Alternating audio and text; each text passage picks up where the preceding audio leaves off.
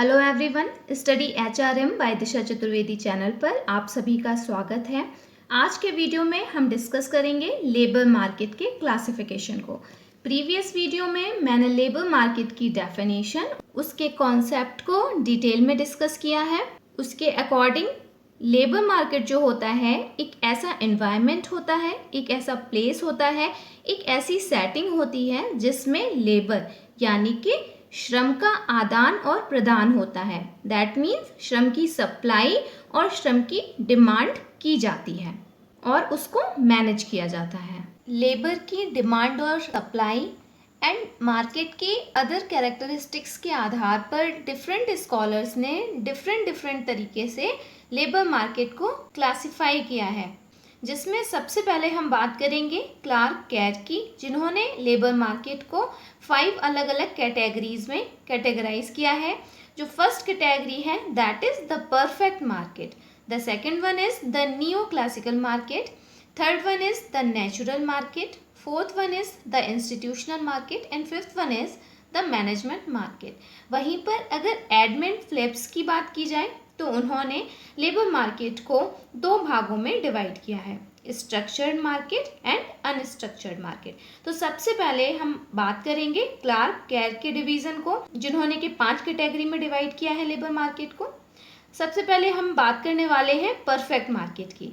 Labour market के basically 3 component होते हैं, demand for labour, supply of labour and wage determination. यानी कि लेबर मार्केट का जो मेन फंक्शन है वो जॉब्स एंड वर्कर्स को एक दूसरे के साथ मैच करना एंड वर्कर्स की वेजेस यानी कि उनके रेम्यूनरेशन को फिक्स करना होता है। तो लेबर मार्केट में बेसिकली रेम्यूनरेशन यानी कि वेजेस फिक्स की जाती हैं। अब अलग अलग तरीके के मार्केट में वेजेस अलग अलग तरीके से फिक्स होती हैं। इन डिफरेंट टाइप्स के मार्केट्स को अलग अलग स्कॉलर्स ने अपनी अपनी तरीके से डिफरेंशिएट किया है, जिसमें सबसे पहले हम परफेक्ट मार्केट को समझेंगे। जो परफेक्ट मार्केट है दैट इज हाइपोथेटिकल मार्केट, यानी कि ये एक इमेजिनरी मार्केट है। इन रियलिटी जो सिचुएशन इसमें बताई गई हैं, जो अजम्पशंस बताए गए हैं, वो इन रियलिटी मिलना मुश्किल होता है। दैट्स वाई परफेक्ट मार्केट एक इमेजिनरी सिचुएशन मानी जाती है। फिर भी ये एक बेंचमार्क की तरह काम करता है अन्य तरीके के लेबर मार्केट्स को समझने के लिए। सो परफेक्ट मार्केट को समझना बहुत ज़रूरी है।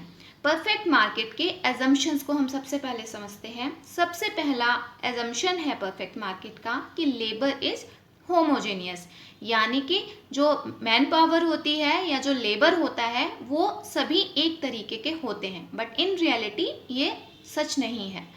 उनकी स्किल्स, उनका पोटेंशियल अलग अलग होता है, बट इन परफेक्ट मार्केट हम ये एज्यूम करके चलते हैं कि labour is homogeneous. Second assumption is existence of many potential workers and employer. इसका जो सेकंड assumption है वो कहता है कि एक परफेक्ट लेबर मार्केट की कंडीशन में कई सारे potential workers and employers available होते हैं जो कि फ्रीली कंपटीशन करते हैं। The third assumption is same wage rates, यानी कि जो फर्म्स हैं वो सभी एक वेज रेट्स को फॉलो करती हैं। ये वेज रेट्स किस तरीके से फॉलो किए जाते हैं उनको मैं अभी आगे डिस्कस करूंगी। ये वेज डिटर्मिनेशन के अंदर आने वाला टॉपिक है, बट मैं आप लोगों को समझाने के लिए यहीं पर इसका एक ब्रीफ आइडिया दूंगी। डिटेल में इसको आगे क्लियर किया जाएगा आगे आने वाले वीडियोस में। नेक्स्ट जो assumption है that is perfect information available, यानी कि परफेक्ट लेबर मार्केट की कंडीशन में workers as well as employers दोनों ही साइड को मार्केट की परफेक्ट इंफॉर्मेशन अवेलेबल होती है और वो उसी के अकॉर्डिंग अपना जजमेंट और अपने डिसीजंस लेते हैं। Next assumption is no barrier to entry और एग्जिट, यानी कि कोई भी एम्प्लॉयर कभी भी मार्केट में एंट्री और एग्जिट कर सकता है, उसी तरीके से कोई भी वर्कर कभी भी मार्केट में एंट्री और कभी भी वो इंडस्ट्री को एग्जिट कर सकता है। Next point, no government intervention. That means कि गवर्नमेंट की पॉलिसीज आदि का किसी भी तरीके का इंटरवेंशन नहीं होता है इस मार्केट में। उसमें जो वेजेस का डिटर्मिनेशन होता है वो प्योरली सप्लाई एंड डिमांड की फोर्सेस के द्वारा निश्चित होता है। हम इन ग्राफ्स के थ्रू परफेक्ट लेबर मार्केट को समझ सकते हैं। जो लेफ्ट हैंड साइड पर ग्राफ दिया गया है जो इंडस्ट्री में वेजेस के डिटर्मिनेशन को बताता है, और राइट हैंड साइड पर दिया हुआ ग्राफ किसी पर्टिकुलर फर्म में वेजेस के डिटर्मिनेशन को बताता है। किस तरीके से लेबर की डिमांड और सप्लाई प्रभावित करती है वेजेस के डिटर्मिनेशन को लेबर मार्केट में, हम उसको समझते हैं। द लॉ ऑफ डिमांड कहता है कि जैसे जैसे वेजेस कम होती हैं वैसे वैसे डिमांड बढ़ती है, और लॉ ऑफ सप्लाई कहता है कि जैसे जैसे वेजेस बढ़ती हैं वैसे वैसे लेबर की सप्लाई बढ़ती जाती है। डिमांड एंड सप्लाई एक दूसरे के अपोजिट वर्क करते हैं। The forces of demand of labour और forces of supply of labour वो लेबर की वेजेस को डिसाइड करती हैं, यानी जहां पर डिमांड और सप्लाई एक दूसरे को इंटरसेक्ट करते हैं उसी इक्विलिब्रियम पर लेबर मार्केट में वेजेस को निर्धारित कर दिया जाता है। So this is the point जहां पर demand is equal to supply, और इसी पॉइंट पर लेबर मार्केट में वेजेस डिसाइड की जाती हैं। ये जो डिसाइड की हुई वेजेस हैं यही एक बेंचमार्क का काम करती हैं उस इंडस्ट्री की बाकी सभी फर्म्स के लिए। जो भी फर्म्स हैं उस इंडस्ट्री में वो एज अ वेज टेकर काम करती हैं, यानी कि मार्केट के द्वारा निर्धारित की हुई वेजेस को वो एज इट इज लेती हैं, और जो भी अतिरिक्त लेबर वो हायर कर रही हैं उसको सेम वेजेस प्रोवाइड करती हैं। दैट्स वाई जो एमआरसी है यानी कि मार्जिनल रिसोर्स कॉस्ट, यानी कि एक अतिरिक्त लेबर को, एक अतिरिक्त एम्प्लॉय को हायर करने पर जो कॉस्ट आती है दैट इज एमआरसी, वो एक हॉरिजॉन्टल लाइन के रूप में दिखता है, यानी कि कंपनी को एक अतिरिक्त वर्कर को हायर करने के लिए सेम कॉस्ट आएगी हर बार। That is the supply curve also, और वही कंपनी का सप्लाई कर्व हो जाता है। डाउनवर्ड स्लोपिंग कर्व जो है दैट इज एमआरपी, यानी कि मार्जिनल रिवेन्यू प्रोडक्ट। एक फर्म को एक अतिरिक्त एम्प्लॉय को हायर करने के बाद में जो अतिरिक्त बेनिफिट मिलता है वही मार्जिनल रिवेन्यू प्रोडक्ट होता है। और डाउनवर्ड स्लोपिंग एमआरपी कर्व का मतलब है कि जैसे जैसे फर्म्स एक अतिरिक्त एम्प्लॉय को हायर करती है उससे मिलने वाला बेनिफिट धीरे धीरे कम होता जाता है। तो एक फर्म तब तक एम्प्लॉयज़ को हायर करेगी जब तक कि उसको मिलने वाला बेनिफिट उनको हायर करने में जाने वाली कॉस्ट के बराबर हो, यानी कि वो इस पॉइंट तक एम्प्लॉयज़ को हायर करेंगी। इसके बाद एम्प्लॉयज़ को हायर करने पर उनको दी जाने वाली कॉस्ट, उनको दी जाने वाली वेजेस उनसे प्राप्त होने वाले बेनिफिट से ज़्यादा होगी, इसलिए कंपनीज या फर्म्स इस पॉइंट तक ही एम्प्लॉयज़ को हायर करेंगी। सो कंपनी का जो एमआरपी कर्व होता है जो कि डाउनवर्ड स्लोपिंग होता है वही कंपनी का डिमांड कर्व कहलाता है, और कंपनी का जो एमआरसी यानी कि मार्जिनल रिसोर्स कॉस्ट वही कंपनी की सप्लाई कर्व कहलाता है, क्योंकि एम्प्लॉयज़ को पता होता है कि मार्केट में वेज रेट्स क्या हैं, फर्म्स को भी पता होता है मार्केट के वेज रेट्स क्या हैं। सो उसी वेज रेट्स पर प्रत्येक एम्प्लॉय अवेलेबल होता है।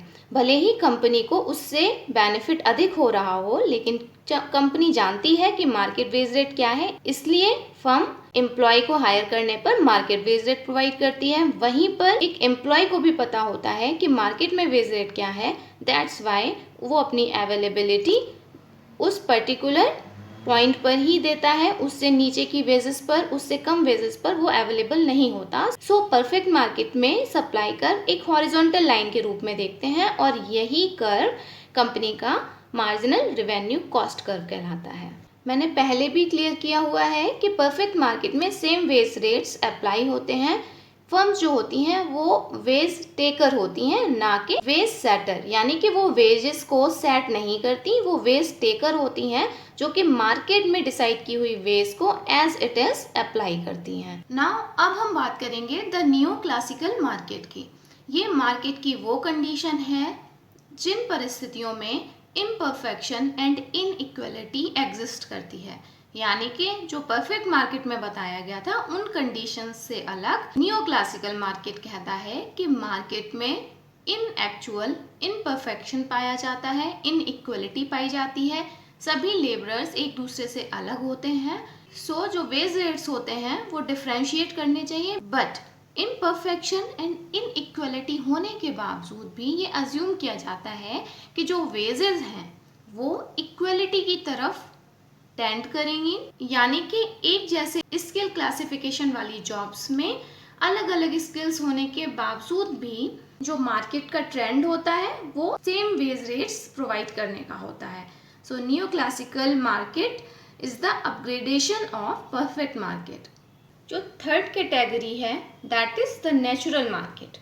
नेचुरल मार्केट कंडीशंस के अकॉर्डिंग ये माना जाता है कि नेचुरल मार्केट वो मार्केट होता है जब जो वर्कर्स होते हैं वो इनोसेंट एंड इग्नोरेंट होते हैं, यानी कि उनको मार्केट की कंडीशंस, मार्केट की प्रॉपर इन्फॉर्मेशन नहीं होती, उन्हें डिटेल में नॉलेज नहीं होती है कि मार्केट में प्रिवेलिंग वेजेस क्या हैं। वो इतने कैपेबल नहीं होते कि वो इन चीज़ों को एनालाइज कर पाए और उनका एडवांटेज ले पाए। इसके साथ साथ नेचुरल मार्केट वो कंडीशन होती है जहाँ पर एम्प्लॉयर कॉन्स्टेंटली अधिक से अधिक बेनिफिट लेने के लिए अल्टरनेट लेबर्स की खोज करता रहता है, वहीं पर जो एम्प्लॉयज़ होते हैं वो इग्नोरेंट होने की वजह से इन सारी बातों पर ध्यान नहीं देते। So this is the natural market. Now बात करते हैं द इंस्टीट्यूशनल मार्केट की।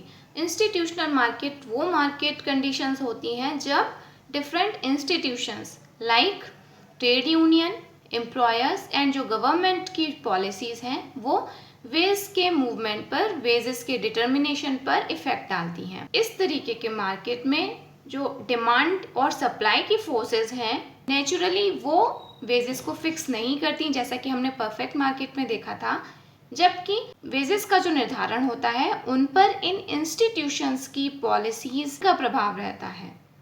एक तरीके के वर्क ग्रेड की वेजेस में यूनिफॉर्मिटी पाई जाती है इस तरीके के मार्केट में। अब बात करते हैं द मैनेजमेंट मार्केट की। मैनेजमेंट मार्केट की वो कंडीशन है जबकि वेज सेटिंग्स और जो लेबर का एलोकेशन है उसके बीच में एक क्लोज रिलेशनशिप होता है। जिस तरीके से परफेक्ट मार्केट एक इमेजिनरी कंडीशन है एंड इन एक्चुअल एग्जिस्ट नहीं करता, उसी तरीके से जो मैनेजमेंट मार्केट है also does not exist in real world. Next जो डिवीजन है लेबर मार्केट का वो एडमंड फिलिप्स के द्वारा किया गया है, जिसमें उन्होंने लेबर मार्केट को दो कैटेगरीज में डिवाइड किया है।